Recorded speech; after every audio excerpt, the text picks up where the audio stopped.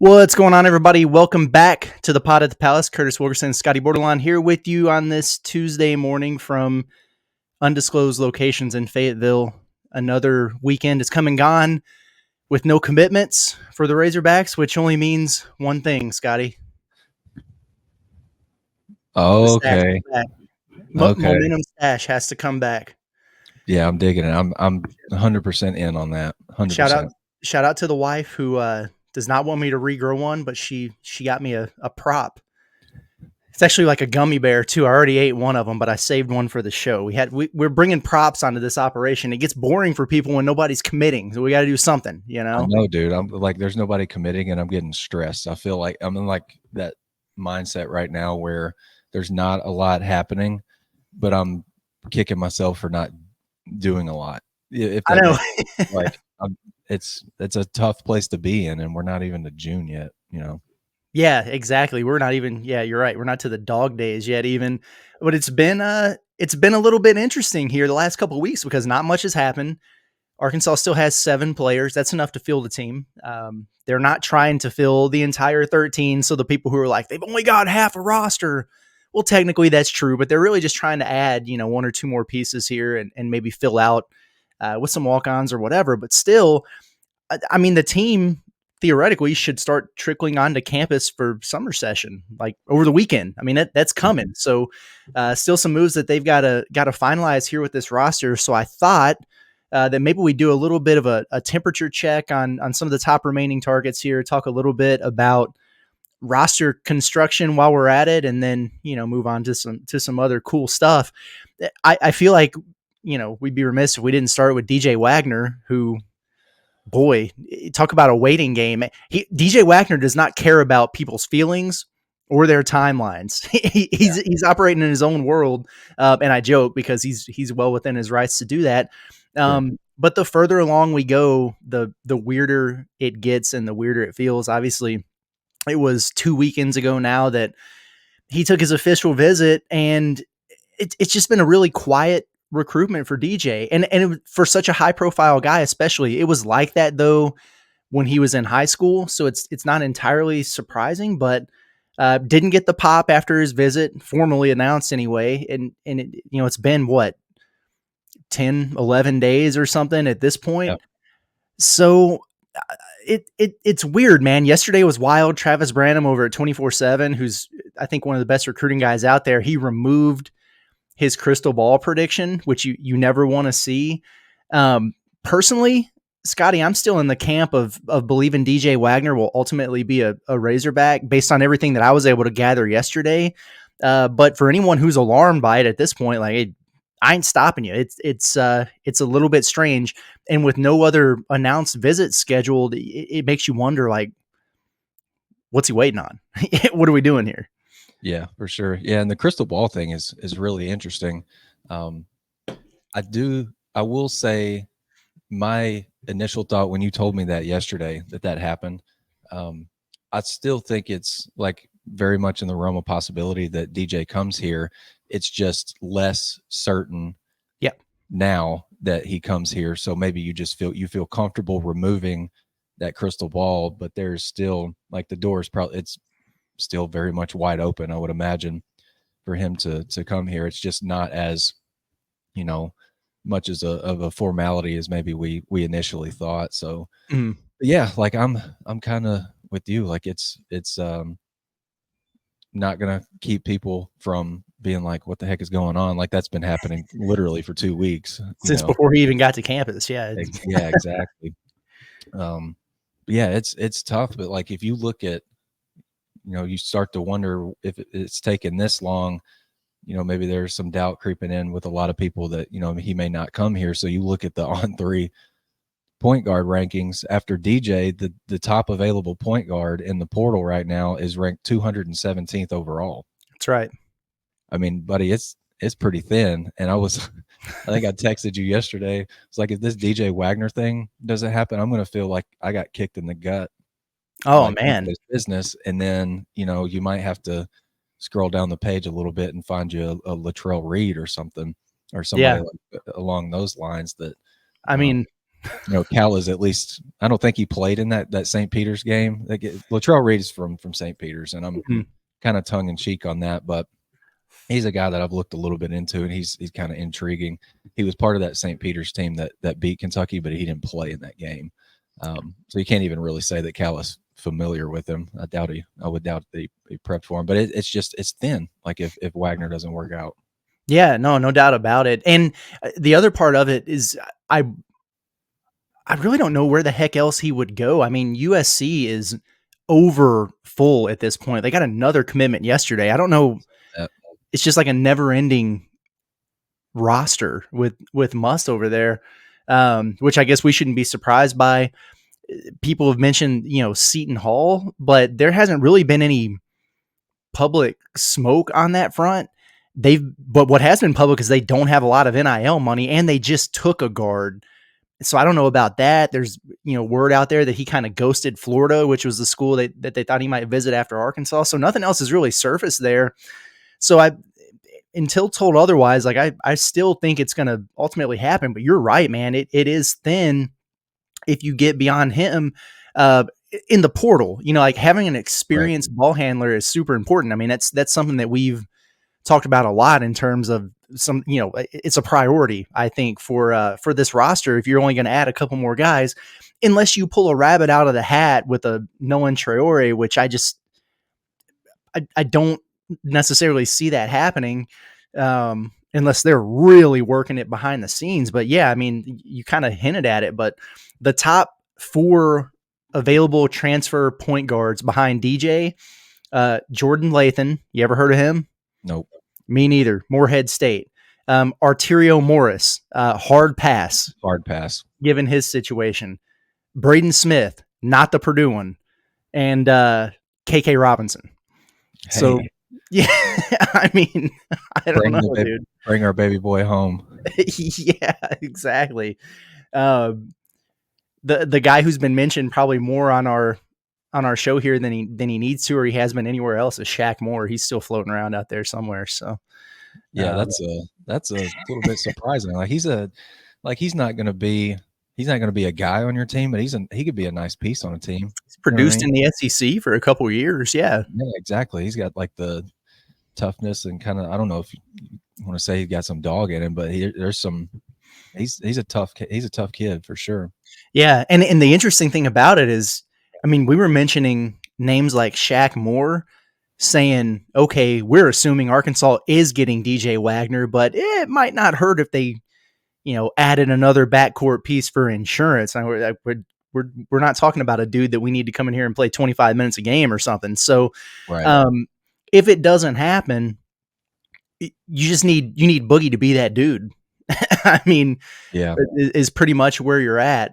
He's got to be a guy. You probably have the ball in Nelly's hands more than maybe you initially planned to, which he's going to initiate the offense quite a bit anyway. But there are ways to make it work. But they would almost have to add some kind of depth piece there. Like you can't just go into the season with one freshman point guard and a combo and no other real ball handlers on your roster.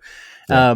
And so if we're doing like a temperature check with DJ Wagner right now, I mean, room temperature, like lukewarm, like it's just very room temperature. It's tap water, bro. Like I don't know, So, yeah. And hopefully something happens sooner rather than later here again. He's not married to this. Nobody is, but like summer practices are getting ready to crank up here within the next week or two. So if I'm DJ Wagner or anybody else, like I want to be on campus and with my team and building chemistry and getting comfortable and all those things, especially if I'm a lead guard. So, hopefully we get a little bit of news here soon and hopefully it's good news for the Razorbacks. I'm still optimistic, but I get it in terms of people being a little freaked out about it. Where the water is really warming up though, is one of those international guards that we talked about last week, Egor Demin, the Russian sensation. I'm excited about the potential with this kid. His trail is rumored to have gone cold with BYU, who was I think they were rumored to have thrown a bunch of money at him or whatever. And who knows how that works, because it's not, I mean, as an international prospect, you can't just give him NIL. And so but these guys aren't playing for free. So we can let people connect the dots on how that works. Okay.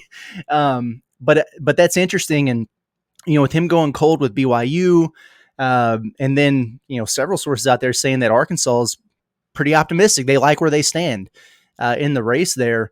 That would be awesome, man.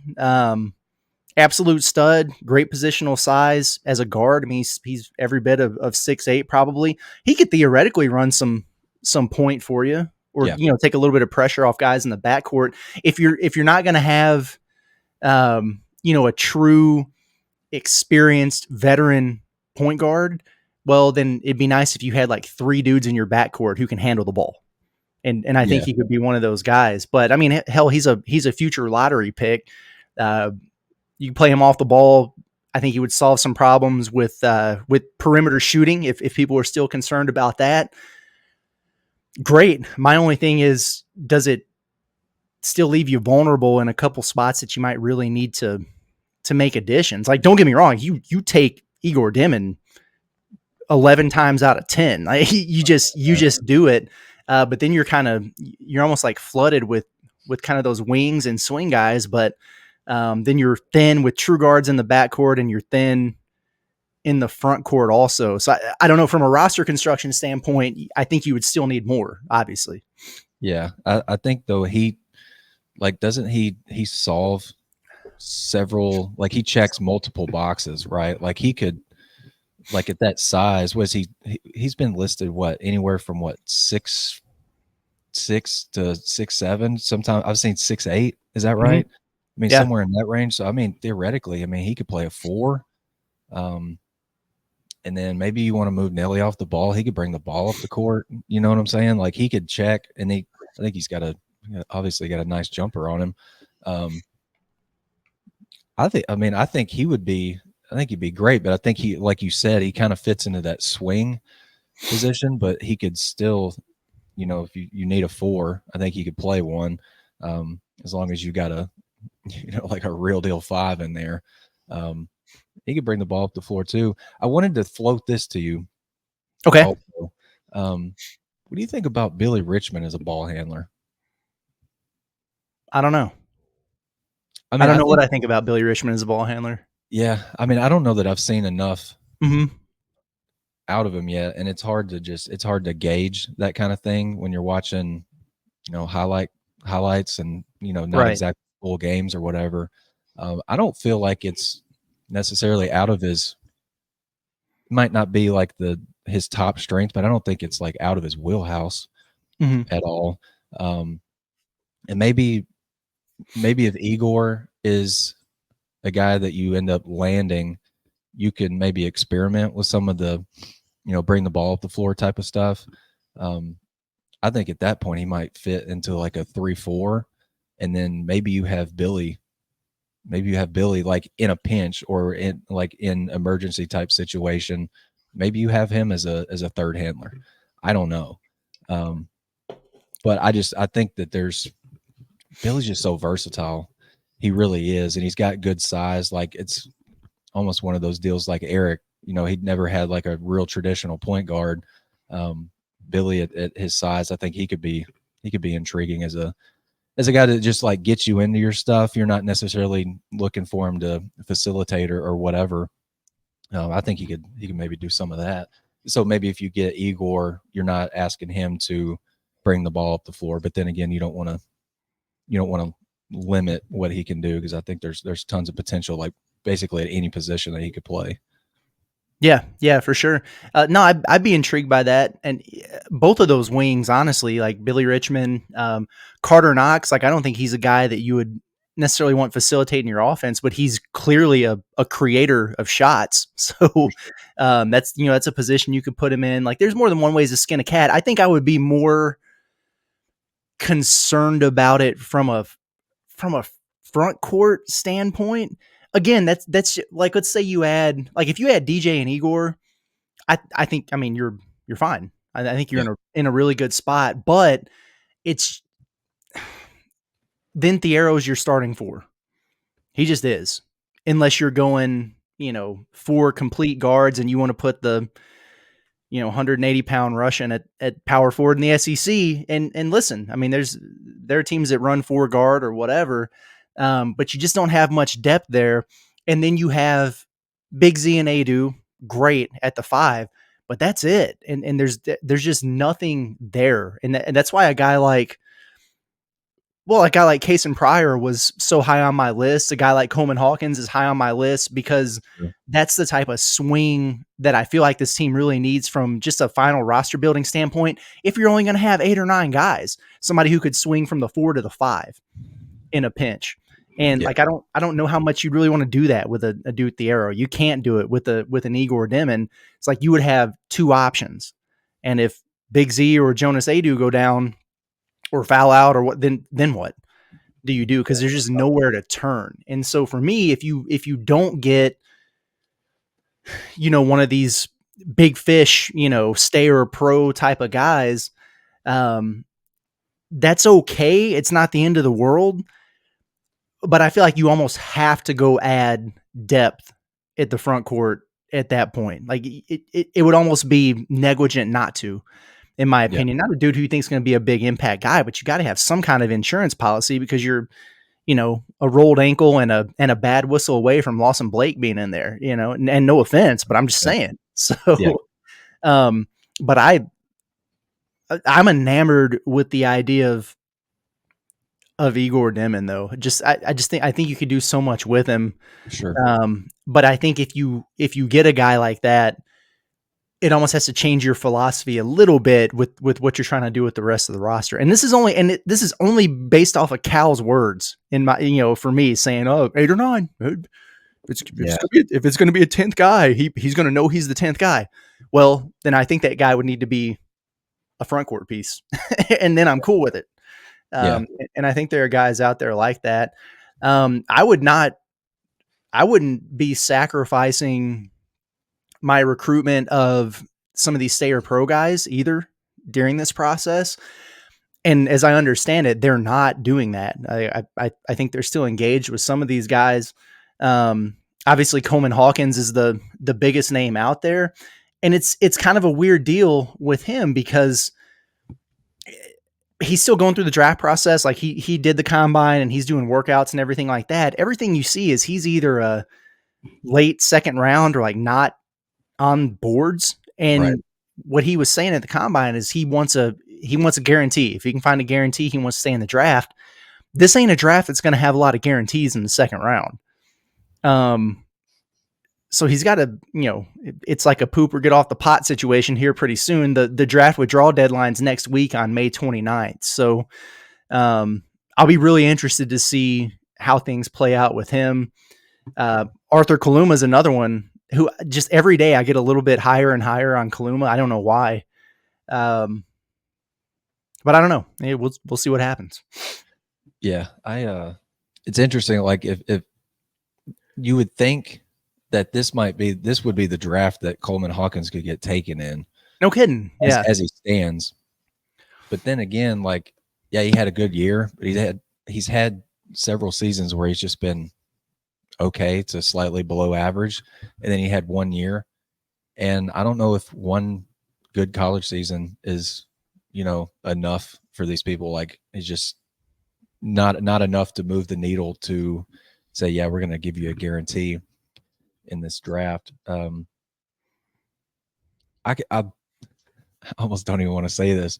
Trevin Brazil, like, what's he doing? Do you think Cal is like in any way interested in him? I don't know. I really don't know. And I haven't put a whole bunch of thought into that. TV did play well at Rupp. I think that was like one of his first games back. I haven't been looking at mock drafts like I should be. So I don't know. He kind of looks the part of a Cal player, honestly. Yeah. But it is interesting. I mean, he had already entered the draft and everything. And at the time we thought he had, hired the right type of agent. He was just gone, but it was well after Cal took the job that he entered the portal also. Yeah. And so I wonder if I'm sure they had conversations. I don't know. Yeah. It's really interesting. Yeah. I don't even know. Like, I almost didn't even want to say that because I think a lot of people are they're that ship has kind of sailed for Yeah. a lot of people. I think Kaluma's super interesting. We talked about him a lot. Like, I really like him, and then some days I just really don't like watching him at all. Seems like your guy JT Toppin turned a lot of heads when he was at the combine, whether it was just, you know, his measurables or his motor, or, you know, the fact that he's getting doubles in these scrimmages when, you know, a lot of these guys can hardly score or hardly rebound, and he's doing both of those things. Yeah. He might have been a riser for sure at the combine. I mean, you keep looking down this list of power fours, man. It's other than Coleman, Hawkins, JT Toppin, TB, and Kaluma, it's it's getting kind of thin, man. It's Lance Ware season, boy. Yeah. Man, I remember watching him in the Bahamas with you, dude. We were so out on that, man. He picked up 2 fouls before he checked in. Not even joking. It was tough. Yeah, man. he's like a KK Robinson type fouls committed per 40 guy in the front court. That's basically what he is. Exactly. I'm gonna give you a scenario here. I want to see what you pick. You get. We talked about 3 guys, really. Let's say you can only get 2 of them. Would you go DJ and Egor, DJ and Coleman Hawkins, or Egor and Coleman Hawkins? Ooh, that's good. I know.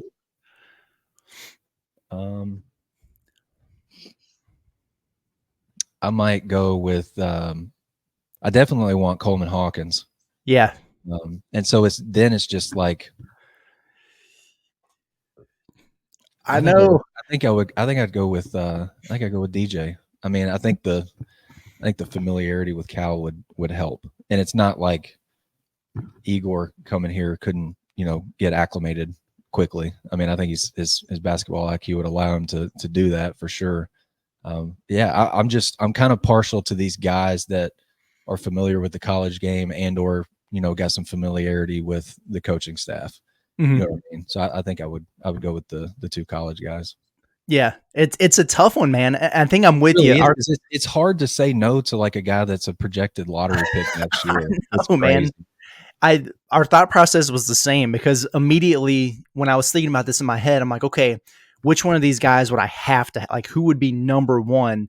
And I do think at this point, Hawkins, just given his positional versatility and experience and all that, just seems like, well, like if you get him, like you got to get that guy.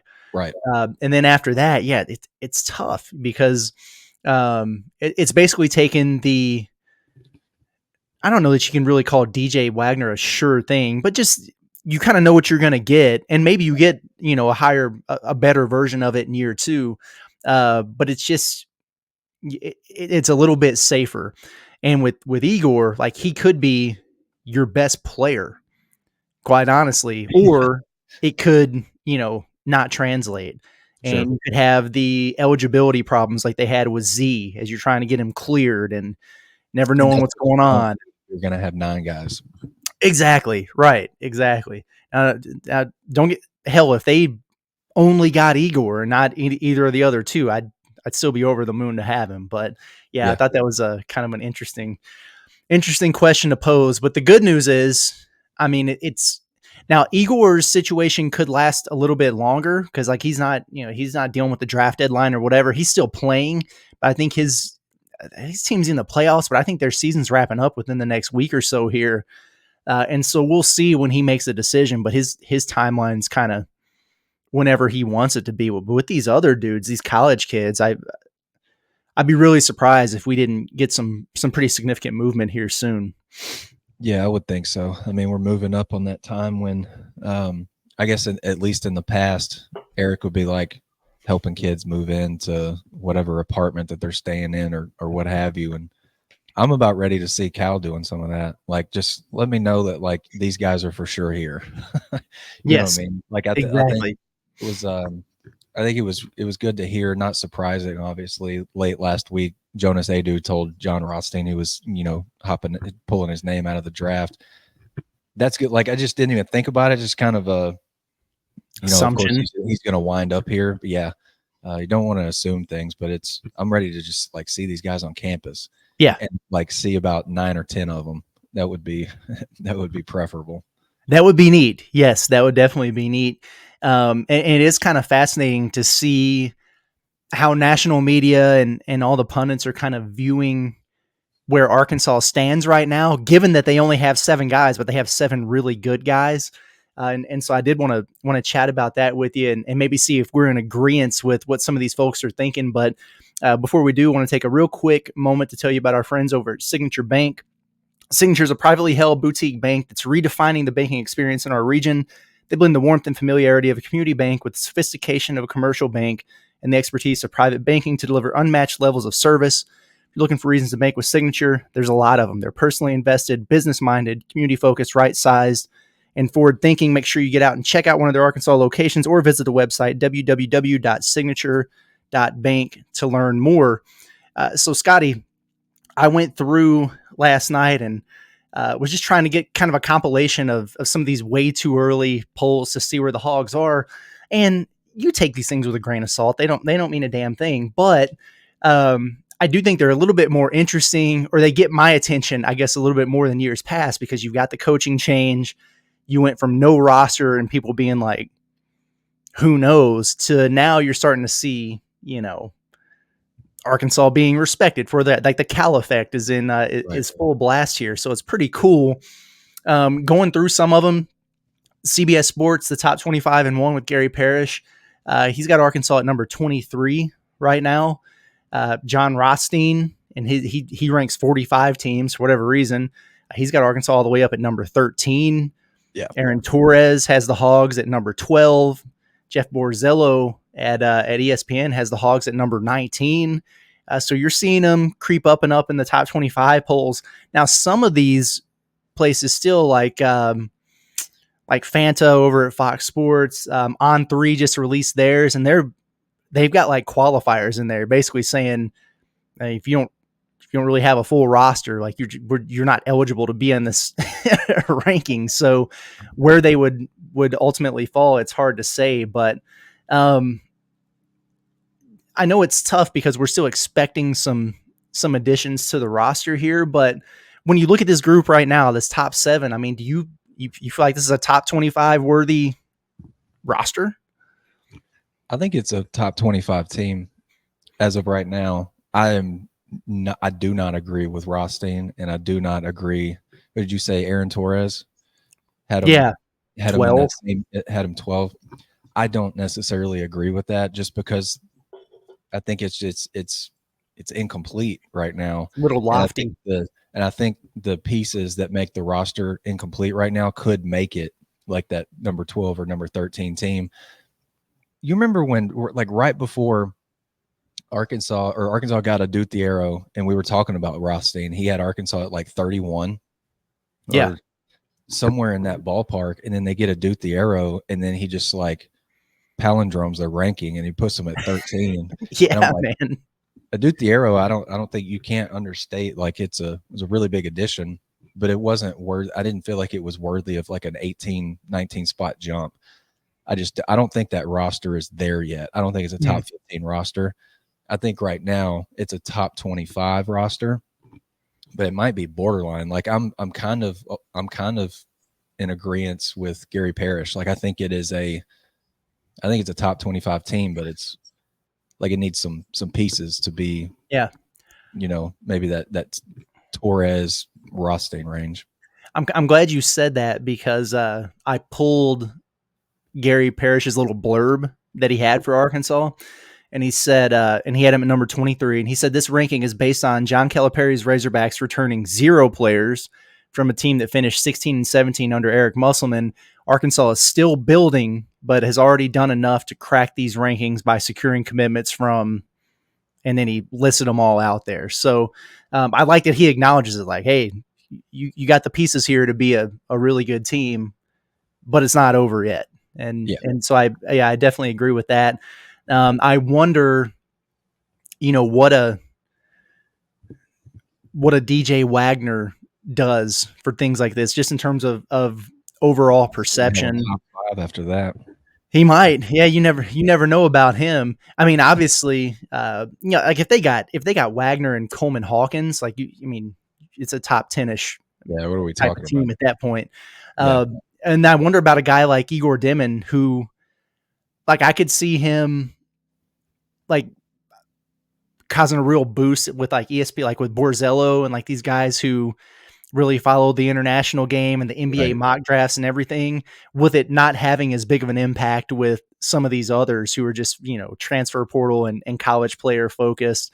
So Yeah. I wonder what that would do, but it's fascinating, man. It's always fun to look at. Another thing that Where do you think you would put them right now? Like if you were doing say you're Gary Parrish, you're doing a top 25 and one. Where do you slot them right now? 20ish, Yeah. probably. Yeah. I think I'm right there in the middle of what somebody had him 19, Yeah, Borzello Borzello. had him 19. I Yeah. think I'm right smack in the middle between Borzello and Parrish. I think that's a safe spot for them right now Mm, because look, you do have really good pieces, and it's based on what we've seen from these college guys the last several years at their own schools, and we don't really know. Like these freshmen could come in here and just light it up, like they really could, or right. maybe one of them lights it up and a couple of them are a little bit slower to catch on, and maybe that hurts the team overall. Um, but yeah, I think that's a safe spot. And if you do get a couple really big pieces, I think you're legit top 15, pushing top 10 for sure. Definitely. Uh, Joe Lenardi's already done a bracketology. Oh my god, dude! I know, man. Yeah, I think it was put out a week ago today, which obviously had all of Arkansas's current commits on it.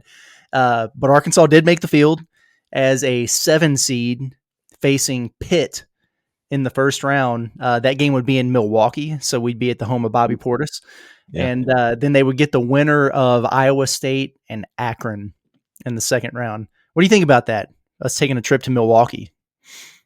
Um, there are probably worse places in America to drink a beer than Yeah, there you Milwaukee. go. Yeah. I mean, it's probably not on my top list of destinations, but No, it's uh, not. And I've done after that. last year, I'll go wherever.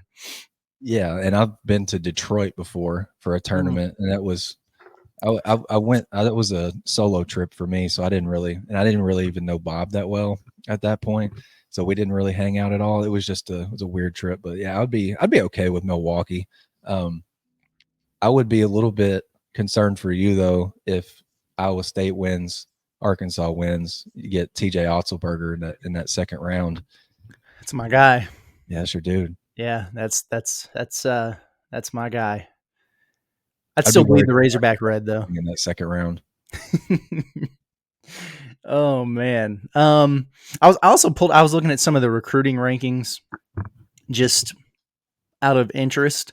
But I think 24/7 does a really good job with, they separate the high school rankings from the portal rankings, and they have a combined, like overall recruiting class rankings. So I turn to them quite a bit, but um, I mean, 24/7 they have Arkansas as the number 6 overall freshman, like incoming freshman class, but that's based on just having 3 players. And so if you do it based on like the average player ranking, they're actually number 2 behind Duke.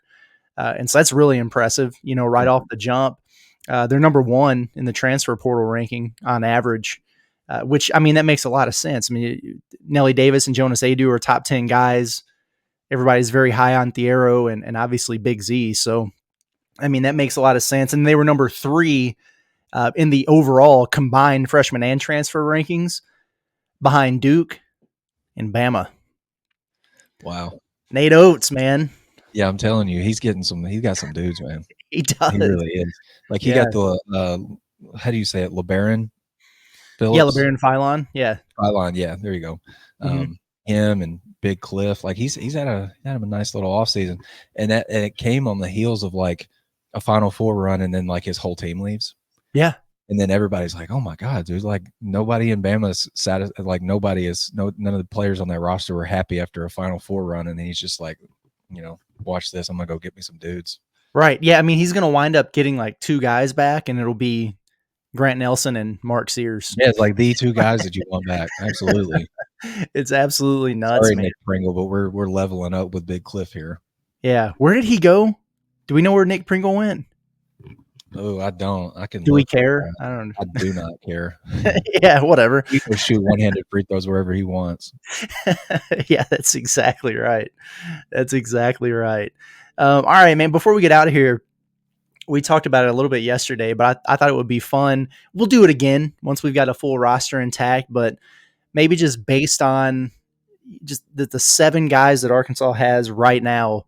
I thought it would be fun to just do a couple bold predictions for this Razorback roster. Anything that we think might go against the grain or what other people might think, whatever. Just curious to see if you came up with anything. Yeah, I actually came up with a couple player bold predictions. I could probably save them, but I think this could be a really good defensive team.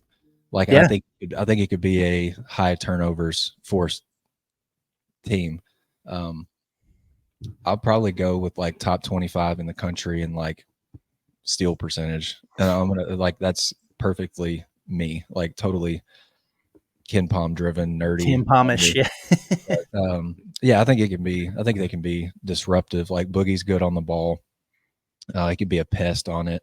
I was told Nelly can be good on the ball, but I think he can be really, really good as a help defender, active hands in the lane.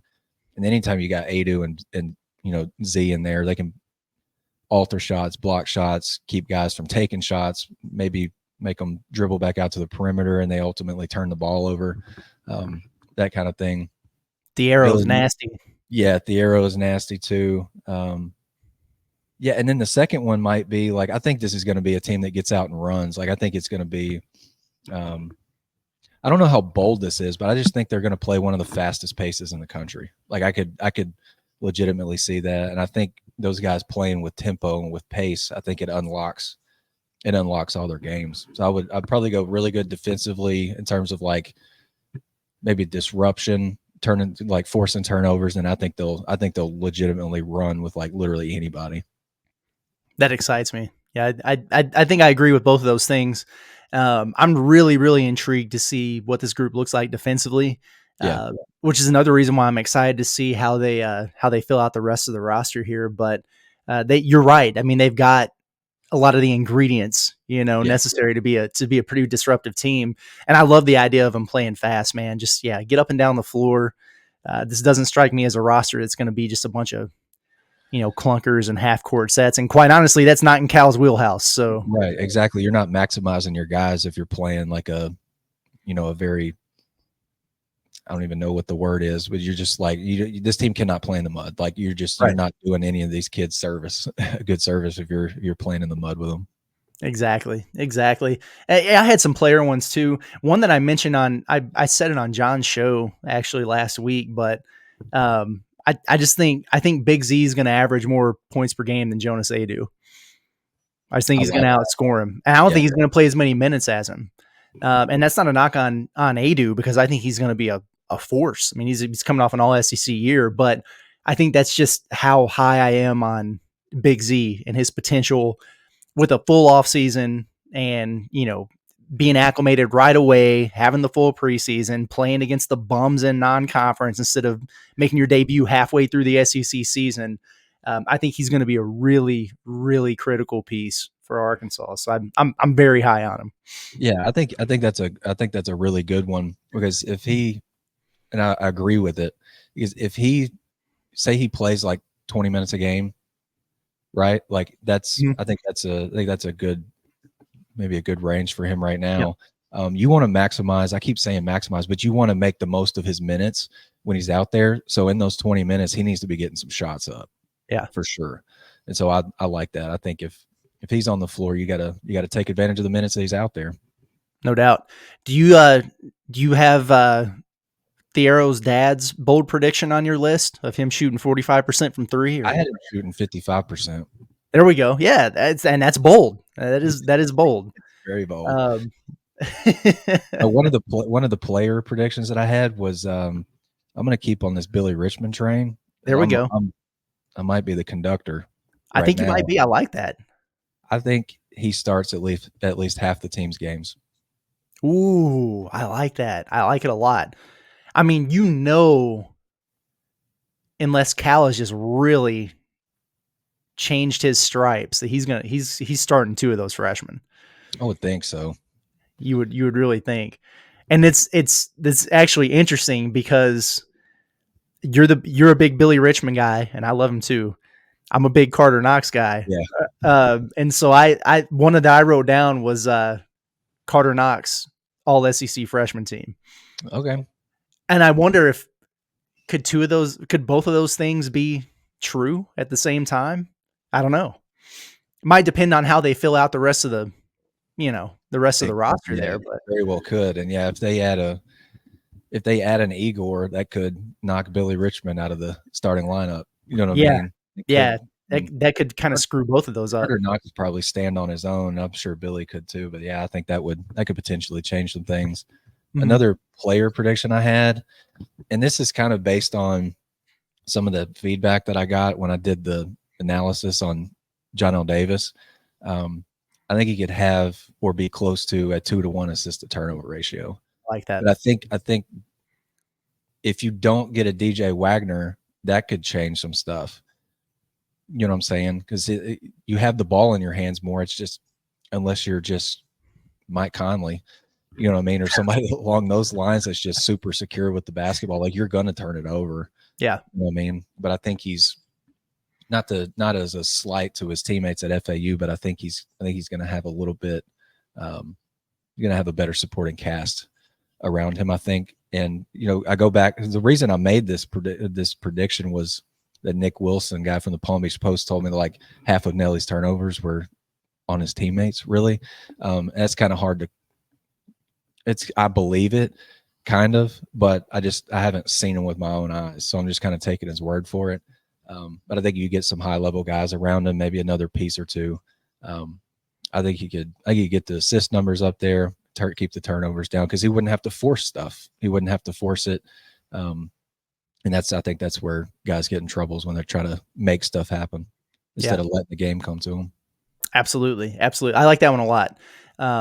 I'd be curious to see what the listeners think too. So if you're listening to this segment, hop in the YouTube comments and throw your bold predictions at us, and maybe we'll pick some of the good ones and discuss them on an upcoming episode. That could be a lot of fun. I think that about does it for today. I will give a housekeeping note for those itching for recruiting news. Commitments, all those things can still happen whenever, but we are entering a dead period starting tomorrow on the 22nd. It goes through June the 2nd. So if you're looking for news on visitors and things like that, that ain't a thing, not happening. So just so you're aware, it'll be a little bit quiet on that front for 10 days or so. And then I'm sure it'll ramp back up, especially with probably 2025 kids. They've kind of got that break in the grassroots season after this weekend. Really for most of June, they'll have some of those like scholastic events that they put in there on random weekends, but a lot of the AAU stuff isn't going on. It's usually a pretty big month for visitors. And based on Cal's whereabouts last weekend, he was like front and center for pretty much every, 5-star recruit in the country. Yeah. So I'm sure they're going to have some doozies on campus.